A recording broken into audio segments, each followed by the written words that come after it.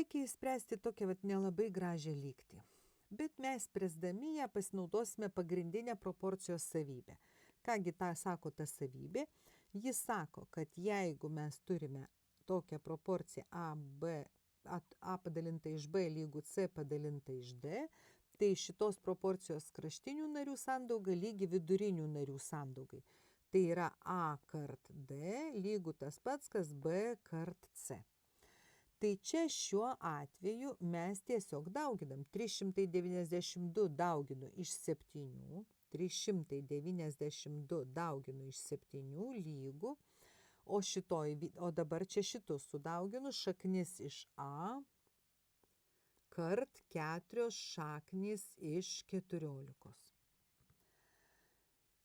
Dabar, norint išsireikšti šaknį iš A, reikia tiesiog padalinti 392 kart 7 padalinta iš 4 šaknų iš 14. Ir norėdami rasti A, mes turime pakelti kvadratu šitą trupmeną. Tai bus 392 kvadratu kart 7 kvadratu arba 49 kart 4 kvadratu 16, o šaknį iš 14 keliant kvadratu bus tiesiog 14. Tai kas čia dabar yra, galima skaičiuoti patiem, bet aišku, galima suvesti į skaičiuotuvą ir iš karto gauti atsakymą. 3, 3, 6, 1, 4. 33 614.